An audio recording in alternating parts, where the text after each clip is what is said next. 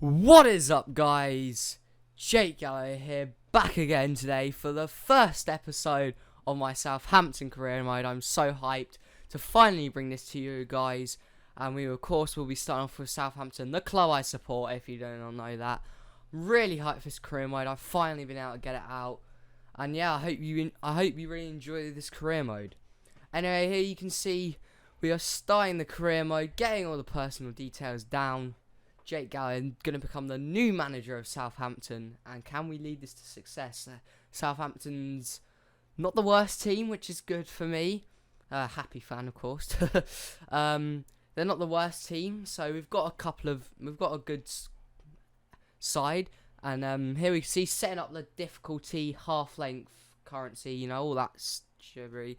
And yes, I am on semi-pro, and I encourage you to use the hashtag #ShitFIFAPlayer, because I'm really bad. Anyway, we're downloading the latest updates. We're going into the Europa League and into our first competition. And the Southampton fans sound very excited to have Jake Galloway as their manager. I mean, who wouldn't? Yeah, but great finally getting this career mode out. Yeah, I am playing on semi-pro because I am that bad. I am, unfortunately. Just shit. Anyway, we're advancing into the pre-season tournament, and as you can see, we chose the European International Cup, being held in Italy. Got a decent prize amount of money, and here we see the board's expectations of the European International Cup, the transfer market, and this is their expectations. So youth is quite a high expectation at Southampton. Of course, we've got a lot of good youth players come through our system. A lot of brand exposure as well on the shirts, but continental success. They want us to reach the semi-final of the Europa League. That's going to be tough, alright? In domestic, they said they wanted us to reach the mid-table in the Premier League, which I'm totally fine about. I think we can easily achieve that goal. And first scout reports come in, but I mean, the semi-finals of the Europa League in your debut season is pretty hard. Anyway, here we go, getting into the squad. And of course, starting in goal is number 1, Fraser Forster. This is the squad I want to use. They normally use a different formation to this, but I don't like that. So I've gone with a 4-4-1-1 formation, which I quite like.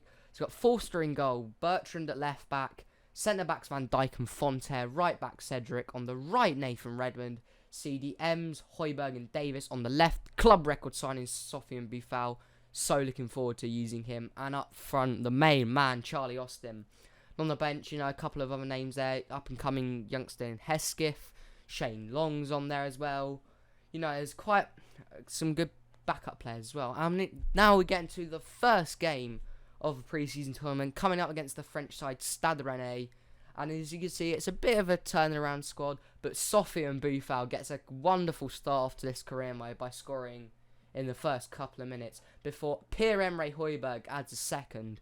However, Stade Rennais got a goal back and then got 2 back. It was 2-2. I couldn't believe we'd thrown the lead away at the time. I was really annoyed. We had a rotated squad quite a bit. And then is that it? Yeah, Nathan Redmond pops up very late on to win us the game. And we move on into the second game where we take on the German side, Hertha Berlin, who, they came in the Champions League spot last year, I think, didn't they? They're doing right well. But once again, Pierre-Emerick Højbjerg gives us a cracking start.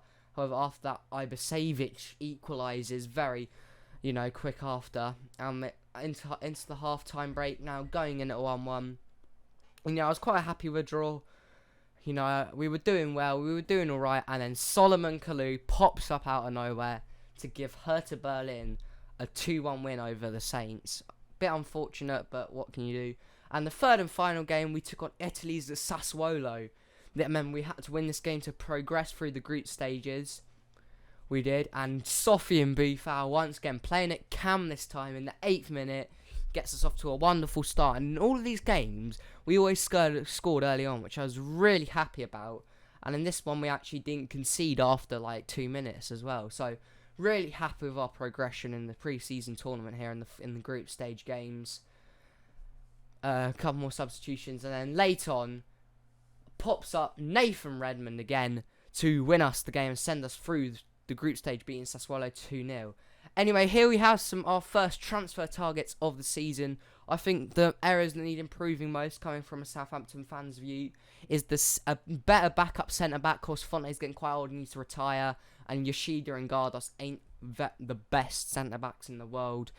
And also the central midfield positions. Højbjerg's a great signing, but we don't have any other world-class midfielders. Well, world-class, don't want to say that. But we don't have that, Victor Wanyama or Morgan Schneiderlin like we had a couple of years ago. So we're looking into options here as like Ozan Tufan, Daniel Marti, he looks quite a beast, Adam Nagy, Jonathan Tah, we got on the list, but I think he's going to be a bit too expensive. And then we got Presnel Kimpembe and Jairo Rivaldo.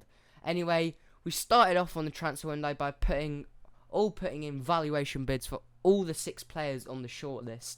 And yeah, hopefully, I just want one from each position. It would be nice to start off with. And kind of leaning towards maybe Jairo Rivaldo for the centre-back positions and Ozan Tufan for the CDM. He looks good. But we all put in valuation offers, see which clubs would accept and which clubs will not. As you can see, we put in one for Ozan Tufan who I really want to get, and Daniel Marti looks an absolute beast. But we'll try. I think my second option would be Marti, and of course our second option will have to be Presnel Kimpembe for the centre-back role as a backup. Anyway, we go in the semi-finals of the European International Cup against AC Milan. It's going to be a tough game, but James Ward-Prowse gets off to a beautiful start. But once again, very soon after, Giacomo Bonaventura equalises for the away side and then adds another just before the half-time mark to give AC Milan a 2-1 lead going into, and I mean, we just didn't look at it. And then we equalised with Pierre-Emerick Højbjerg. Very happy with that. However, we lost 4-3 on penalties. An absolute bummer.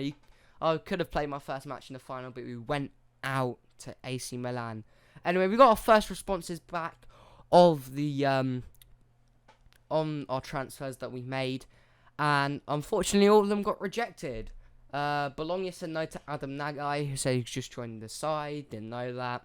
Fenerbahce just straight up rejected the offer for Ozan Tufan, but however we went back in and our 4.5 million offer was bumped up to a 5.5 million offer, adding a £1 million extra in there and submitting that bid. And then of course Daniel Marti's bid was rejected as well, and Leicester stated they wanted 9 million for their Ghanaian CDM. However, we only went up to 6 to start off with to see if they would come anywhere close to accepting. And then we got back for Presnel Kimpembe. Got that offer back. They rejected that as well for the £3.7 million bid. So we went back in with a £4.5 million bid, and we did this for every player that we got except for Nagai because he's just joined. And with Jairo Rivaldo, they said they wanted 10.5. I offered them 8.5. You know, who's the first choice backup centre back, though I like to get. It's got good potential as well. So yeah, we were quite happy. But then Leicester City once again came back, rejecting our second offer for Daniel Marti. I didn't want to pay 9 million, so I put in 6.3, a little cheeky bid, you know, trying to persuade them.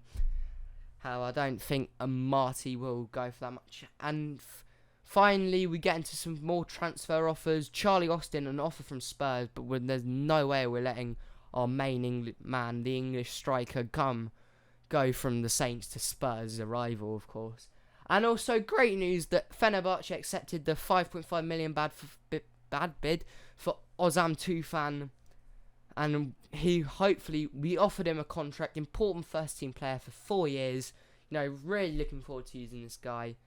And yeah, that was the end. Anyway, that is the end of this first episode of the Southampton career mode. I hope you have enjoyed. Please give it a like, give it a thumbs up, and we'll see you in the next episode.